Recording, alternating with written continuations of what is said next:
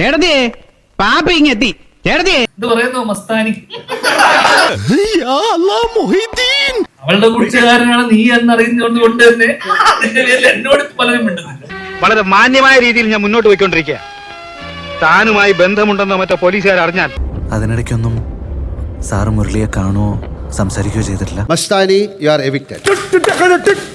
എല്ലാം എണ്ണി പറയാനുണ്ട്, വളരെ ഡീറ്റെയിൽ ആയിട്ട് പറയുന്നത്. എന്തായാലും ഒരു കാര്യം ഉറപ്പാ, ഇനി എന്നെ ആര് കാണണമെന്ന് ഞാൻ തീരുമാനിക്കും. ഇന്ത്യയിൽ ഒരിടത്തും എനിക്ക് രക്ഷയില്ല. താൻ എനിക്കൊരു കള്ള പാസ്പോർട്ട് സംഘടിപ്പിച്ചതാ. ഞാൻ വല്ല മലയാളിലോ സിംഗപ്പൂരിലോ എവിടെങ്കിലും പോയി വല്ല കൂലിപ്പണിയും ചെയ്ത് ജീവിച്ചോളാം. നാട്ടിൽ അന്വേഷിച്ചപ്പോ അവിടെ ആർക്കും അറിയില്ല. അവൻ പണ്ട് തൊട്ടേ അങ്ങനെയാ. മനസ്സ് വിഷമിച്ച അപ്പ സ്ഥലം വിട്ടുകളെ. ഇപ്പൊ സ്ഥലം വിട്ട പോലെ. സജി, വീട്ടിൽ തന്നെ ഇരുന്നാ മതി, നീ പുറത്തോട്ടൊന്നും ഇറങ്ങാൻ നിക്കണ്ടാട്ടാ. ശവത്തെ കുത്തലടാ, പയ്യെ കളിയാക്കാം, നമുക്ക് എഴുന്നേറ്റ് വരട്ടെ.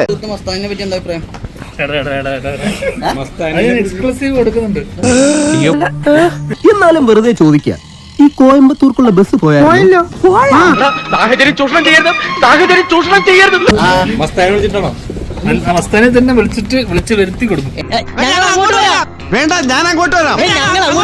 വെള്ളം തന്നെ ഏറി കയറിയാലോ ഒന്നുകൂടി ഏറി കയറ്റും. ഏതാ ഏറി കയറിയാലോ ഒന്നുകൂടി കയറ്റും. കേട്ടണ്ടേ? പിന്നെ അല്ല,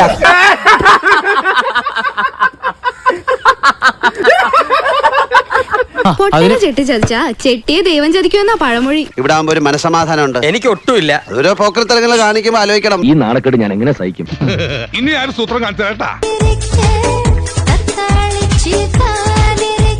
അതൊക്കെ അന്ന് കഴിഞ്ഞു പോയ സംഭവം, അത് വിടുക.